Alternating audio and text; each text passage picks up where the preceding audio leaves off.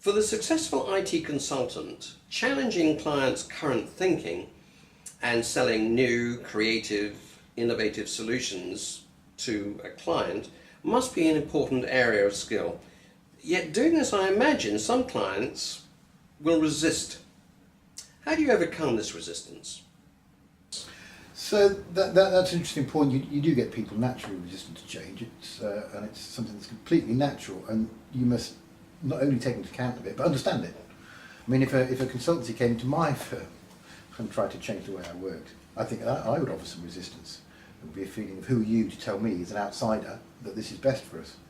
The first thing I do in that situation is obviously establish a rapport and come in a sort of in a low status kind of way. But I'm honest about it in that I don't have the answers. Between us, we have the answer, and you have far more of the knowledge than I have. What I bring is experience of where this has worked before, and I bring a hypothesis-based problem-solving method. You bring everything else. So what I'm saying is the value I bring is teasing out the stuff you already know.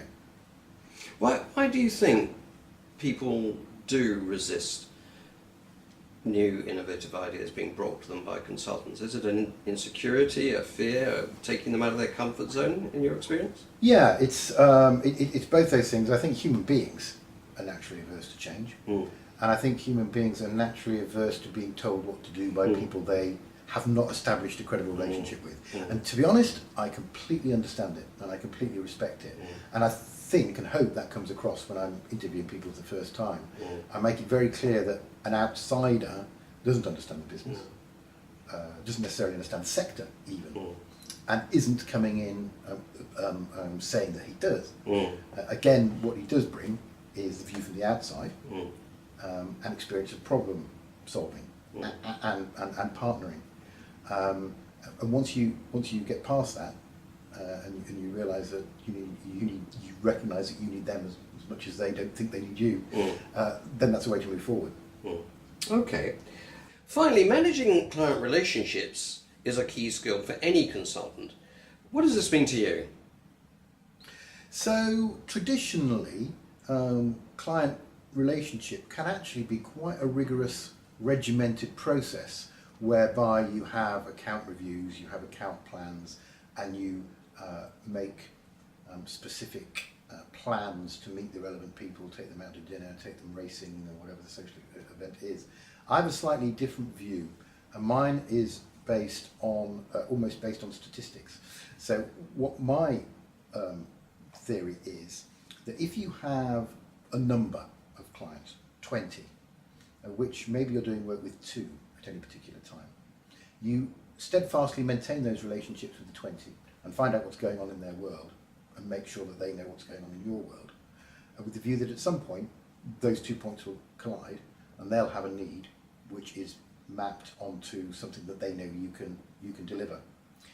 So some account management is very aggressive, and as soon as a new service or solution comes available from my company, they'll be going out trying to sell it. In my experience, trying to sell a particular solution at a particular time, you're on a hiding to nothing, because the chances of your client actually needing that at that particular point are next to nothing. So it's a ratio, I suspect, of about 10 to 1, clients that you know are intimate with, and those that you're working with at any one time. At the rest of the time, you're just maintaining and farming that relationship. And you can choose the clients as well based on whether you personally get on with them, whether you understand them, whether you think they have money, whether you just like seeing them. But that's the way that's my approach to account management, which is slightly less rigorous, slightly more long term, but not quite the traditional way that a lot of people go about it. But regular contact is a key element of that, for one reason or another. Yeah, so it goes back to intimacy, and it's not necessarily formal. It's a phone, it's a beer, it's a whatever suits you and that individual person. It's web research, it's whatever it is, so that you understand at any one time what one of your 20 or so key clients is doing at any one time. And of course, that's a dynamic list. So people drop off for whatever reason, and other people come on for whatever reason. And as you do assignments, of course, you pick up new ones. So one of your success factors for any particular assignment is, I will build 2 more potential relationships to pop into my 20, Absolutely. Yeah. so that the list doesn't stagnate and go stale over time. Okay. Well, look, thank you very much for answering those few questions. In summary, it seems to me the best-in-class IT consultant is really effective in 7 different areas. And from what you were saying, those would be, first of all, thought leadership. Secondly, client knowledge and understanding, what you called client intimacy. Thirdly, this ability to think at a strategic, holistic level, as well as a technical level. Fourthly, the ability to diagnose and solve problems, the detective analogy, as you mentioned. Next, the creative and innovative thinking required in order to have the client see new ways of doing things and accept those. Relationship management, of course, to stay in touch, but to build the future business opportunities with a given client. That came across very strongly. And this idea of solution selling. The idea is that you are there to be an enabler of their future success, to partner them in that, and to bring solutions to assist them in that. Yeah, and I think it's very useful to break it down in those ways, because as a consultant you're stronger in some areas than others, and it's a nice neat checklist to go through as you pursue your assignments, your jobs, your career, and saying, actually, am I intimate enough with my client, or is my knowledge as good as it could be in certain areas? Have I written a thought leadership paper recently? Yeah. So I might use that list. Great. To make sure that I'm still on track. That's great.